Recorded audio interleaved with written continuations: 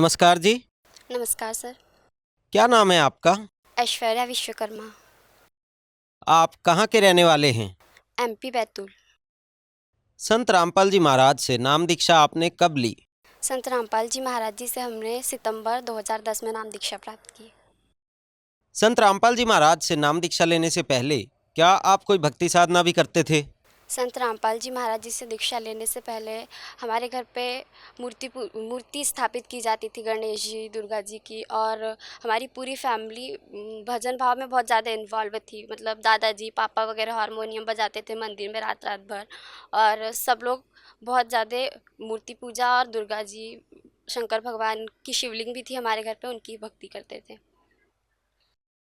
जैसा कि आपने बताया कि आपके घर वाले मूर्ति पूजा किया करते थे, शिव जी और दुर्गा जी की पूजा भी किया करते थे। उनकी पूजा से आपको क्या-क्या लाभ प्राप्त हुए? सर, जो भक्ति साधना हम करते थे उससे हमें लाभ तो कोई प्राप्त नहीं हुआ, लेकिन हमारे घर पे फाइनेंशियल कंडीशन बहुत ख़राब रहती थी और जॉइंट फैमिली थी, तो हर फैमिली में से एक ना एक मेंबर हमेशा बीमार ही रहता था। ये भक्ति साधना करते हुए हमें कोई भी लाभ प्राप्त नहीं हुआ। जैसा कि आपने बताया कि आपके परिवार में जो भक्ति साधनाएं चल रही थी, उनको करते-करते आपके परिवार की आर्थिक स्थिति बहुत खराब हो गई। साथ ही साथ आपके परिवार का कोई ना कोई सदस्य किसी न किसी बीमारी से परेशान रहता था। तो इन सब परेशानियों के बीच संत रामपाल जी महाराज जी की जानकारी आपको कहाँ से मिली?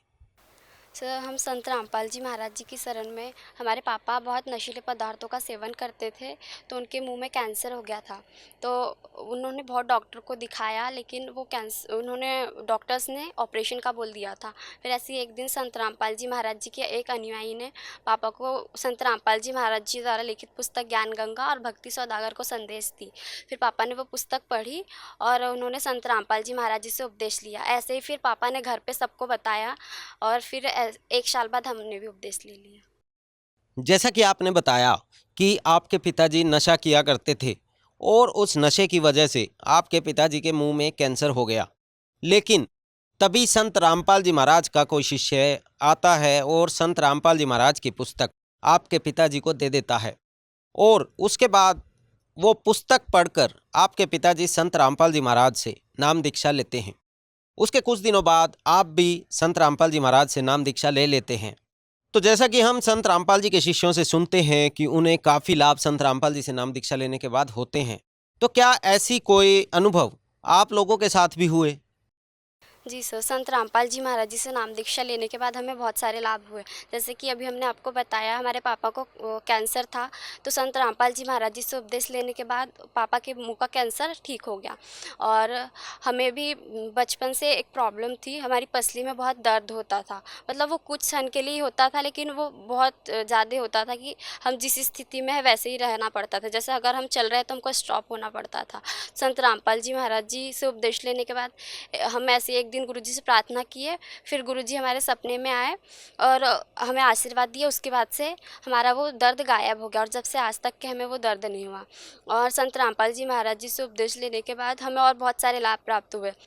हाँ, एक बार हमारे पैर में नीचे पंजे में बहुत ज़्यादा स्वेलिंग आ गई थी और उसमें से जल रहा था, वैसे जलन टाइप की हो रही थी और ऐसे दोनों पैर ऐसे मुड़ गए थे, हमसे चलते भी नहीं बन रहा था। पापा गोद में उठा के ले जा रहे थे। फिर हमने बैतूल में भी डॉक्टर्स को दिखाया और फिर नागपुर भी लेके गए, लेकिन कोई लाभ नहीं हुआ।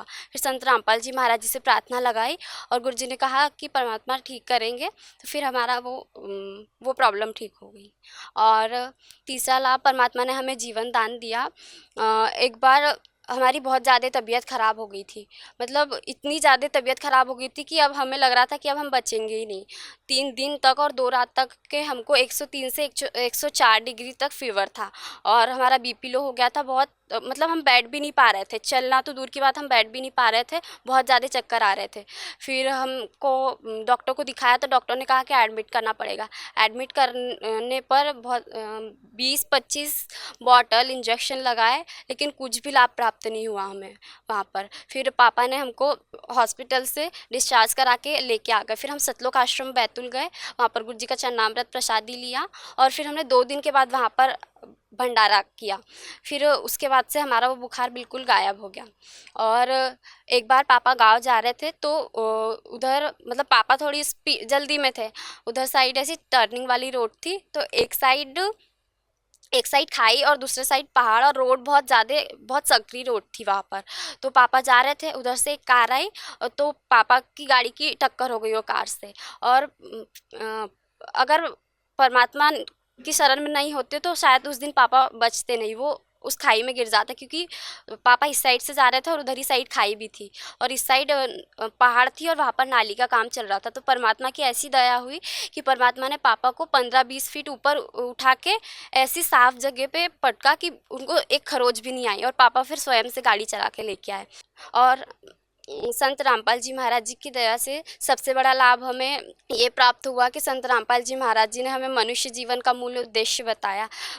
वैसे तो हम भक्ति कर ही रहे थे, और अगर परमात्मा नहीं, संत रामपाल जी महाराज नहीं मिलते तो हमारे पूर्वजों की तरह हम भी वही भक्ति साधना करके फिर हमारा मनुष्य जीवन वेस्ट कर देते। परमात्मा कहते हैं मनुष्य जीवन दुर्लभ है, ये मिले न बारंबार, जैसे तरुवर से पत्ता टूट गिरे वो बहुरे न लगता डार। अगर एक बार हमारा मनुष्य जीवन खराब हो जाता तो फिर न जाने कितने जन्मों के बाद हमें मनुष्य जीवन मिलता, और मिलता भी तो शायद परमात्मा नहीं आते।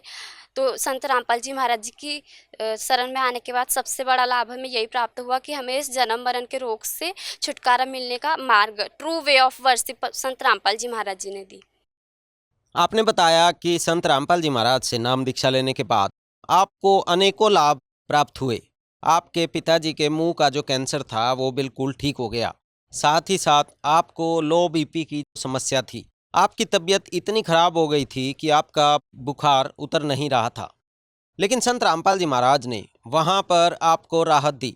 साथ ही साथ संत रामपाल जी महाराज ने आपके भाई और आपके पिताजी को एक्सीडेंट से बचाया।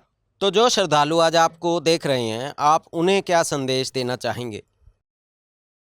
आज हमें जो भी इस टीवी चैनल पे देख रहे हैं, मैं उन सभी जगत के भाई बहनों से यही कहना चाहूँगी कि मनुष्य जीवन बहुत अनमोल है, ये सिर्फ भक्ति करने के लिए ही मिला है। क्योंकि हम जो भी करते कहते हैं उस मालिक के हुक्म बिना नहीं तरवर पात हिलंदा। हम भगवान के मर्जी के बगैर कुछ भी नहीं कर सकते, और अब आज हम भगवान को ही भूल जाए तो मैं बोलना चाहूँगी कि इस धरती पे केवल संत रामपाल जी महाराज जी ही ऐसे संत हैं जो जितनी भी हमारी होली बुक्स है सब में से प्रमाण दिखा रहे हैं कि कबीर इज़ गॉड। सिर्फ हिंदू धर्म की ही नहीं, मुस्लिम धर्म की, ईसाई धर्म की, और जितने भी धर्म है सारी धर्म की बुक्स से हमें परमात्मा प्रमाण दे रहे हैं कि कबीर इज़ गॉड। जैसे दुनिया बोलती है कि सब संत एक जैसे ही होते हैं, सब ऐसे ही अपनी मनसी बताते हैं, तो एक बार आप संत रामपाल जी महाराज जी का ज्ञान सुन के देखो, उनकी पुस्तकें पढ़ के देखो। हम इस धरती पे केवल संत रामपाल जी महाराज जी ऐसे संत हैं जो पृष्ठ सहित, श्लोक नंबर सहित बताते हैं पूरा आध्यात्मिक ज्ञान। तो मेरी सभी से प्रार्थना है कि संत रामपाल जी महाराज जी की शरण में आओ और अपने इस मनुष्य जीवन का कल्याण करवाओ। संत रामपाल जी महाराज से नाम दीक्षा कैसे ले सकते हैं? संत रामपाल जी महाराज जी से दीक्षा लेने के लिए विभिन्न चैनलों पर संत रामपाल जी महाराज जी के सत्संग आते हैं। आप अभी मुझे जिस टीवी चैनल पर देख रहे हैं उसमें भी नीचे पीली पट्टी आ रही होगी, उसमें कांटेक्ट नंबर दिए होंगे। आप उनसे कांटेक्ट करके अपने नज़दीकी नामदान सेंटर से संत रामपाल जी महाराज जी से दीक्षा ले सकते हैं। धन्यवाद जी। धन्यवाद।